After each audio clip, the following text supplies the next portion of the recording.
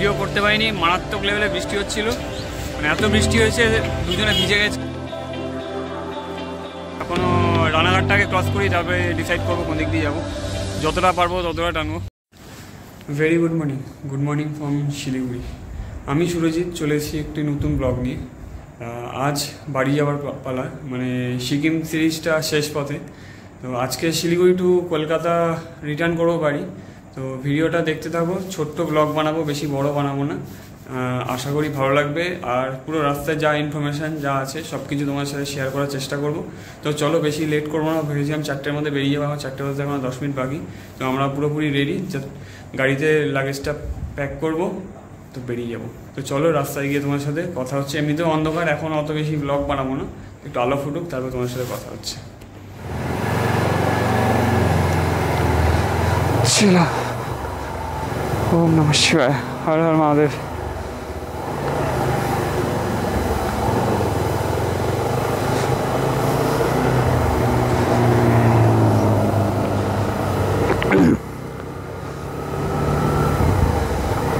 বেরোতে বেরোতে প্রায় 4:19 হয়ে গেল।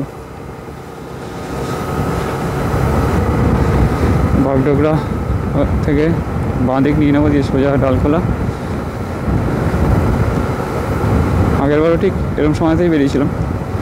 শিলিগুড়িতে বেশ ঠান্ডা আছে, সকাল সকাল বেরিয়েছি, মানে রেইন জ্যাকেটটা পরে বেরোতে হয়েছে দুজনকেই। আজ ব্লগটা বেশি বড় করব না, ছোটোর মধ্যেই রাখবো। দেখো, আর সিকিম সিরিজটা যারা দেখোনি শুরু থেকে দেখতে পারো।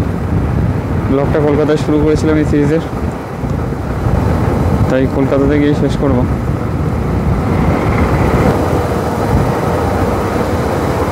কলকাতা 578 কিলোমিটার, বাগডোগরা 22 কিলোমিটার এখান থেকে।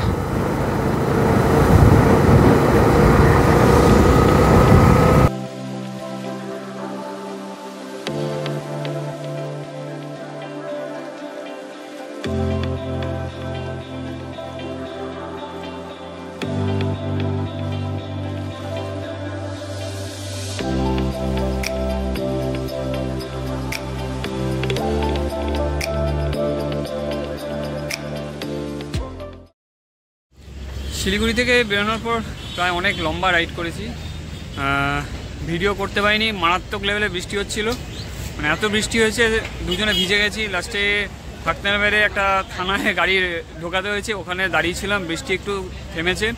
তারপরে একদম ননস্টপ, মাঝখানে একবার একটু চা খেতে দাঁড়িয়েছিলাম 5 মিনিটের জন্য, একদম ননস্টপ। মালদা এখান থেকে 27 কিলোমিটার বাকি একটা জায়গায় এসে দাঁড়িয়েছি, ব্রেকফাস্ট করলাম এখন। তো এখান থেকে এখন আবার লম্বা ট্রেনে নিয়ে যাব, যতটা পারবো দেখি কতটা যাওয়া যায়। ইচ্ছা আছে বহরমপুর গিয়ে লাঞ্চটা সারবো, তারপরে দেখা যাক আগে কতক্ষণে পৌঁছাই।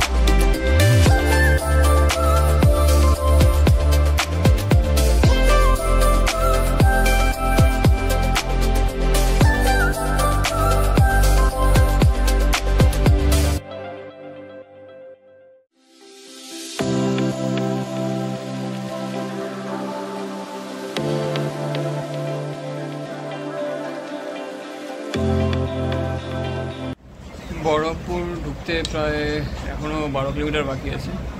তার আগে একটা হোটেলে ঢুকলাম দুপুরে লাঞ্চ সারতে। মারাত্মক লেভেলের রাইড চলছে, মানে খুব টানছি, সেরকমভাবে দাঁড়াচ্ছি না, একবার দুবার খুব বেশি রেস্ট নিচ্ছি। আর এবার একটু শরীর টায়ার্ড হয়ে গেছে। সকাল থেকে অনেক মানে ভালো রাইড হয়েছে এখনও পর্যন্ত।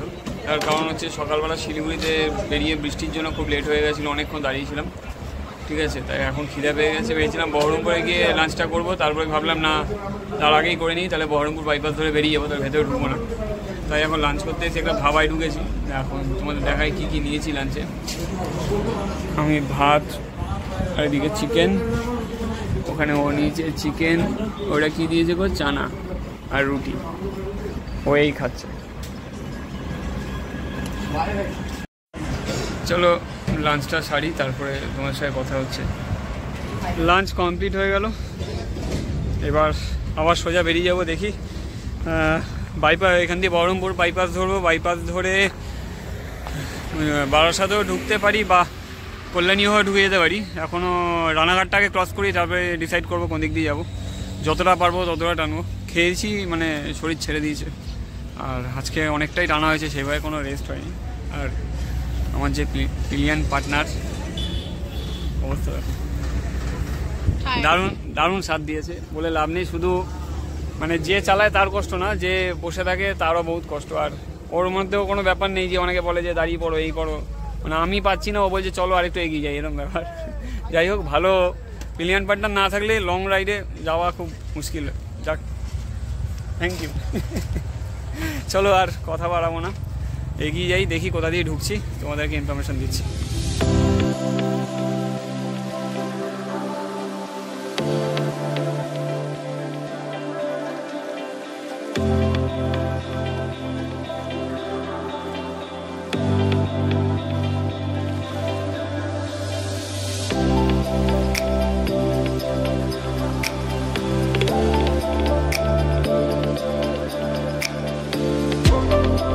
কল্যাণী এক্সপ্রেস ধরলাম, ভেবেছিলাম ফার্স্টে বারাসাত দিয়ে বেরিয়ে যাবো, কিন্তু বারাসাতের রোডটা আগেরবার যেহেতু এসেছিলাম খুব খারাপ পেয়েছি, তা ফার্স্ট টাইম এলাম। এখনো পর্যন্ত রাস্তা ভালো, আর 22 কিলোমিটার মতন বাকি আছে এখান থেকে, একবারে ডাইরেক্ট বাড়ি ঢুকে যাবো, আর কোথাও দাঁড়াবো না। প্রায় 160-170 কিলোমিটার ননস্টপ চালিয়েছি, মানে মাথা খারাপ হয়ে গেছে।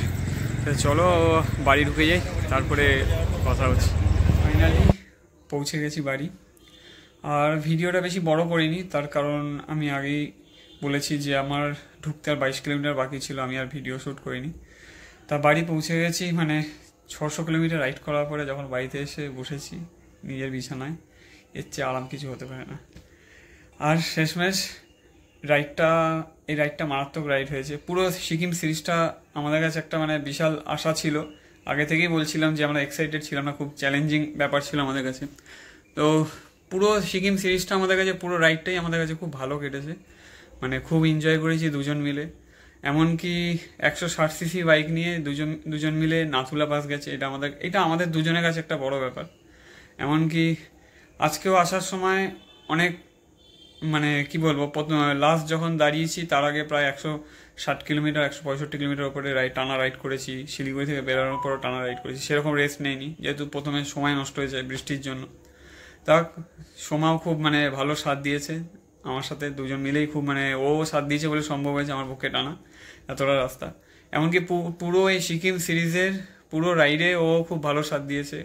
তার থেকে বড় ব্যাপার, আমরা এই রাইডের প্রত্যেকটা যেখানে যেখানে ভিজিট করেছি খুব সুন্দরভাবে টাইমে পৌঁছেছি, এটাও একটা বড় ব্যাপার। প্রথমে বলেছিলাম যে বারাসাত রোডটা ধরবো নাকি কল্যাণী রোডটা ধরবো, তখন ডিসাইড করে উঠতে পারিনি। বলেছিলাম যে রানাঘাটটা পেরাই তারপরে ঠিক করব। আমি কল্যাণী রোডটা ধরেছিলাম। রোড খুব ভালো, মানে কি বলবো, মাখন রোড, ঠিক আছে। মানে ওই যারা বারাসাত দিয়ে যাচ্ছ, আমি বলবো বারাসাত থেকে না এসে কল্যাণী হয়ে আসো, মানে দারুণ রোড আছে, বলে লাভ নেই। মানে আমি খুবই তাড়াতাড়ি পৌঁছেছি।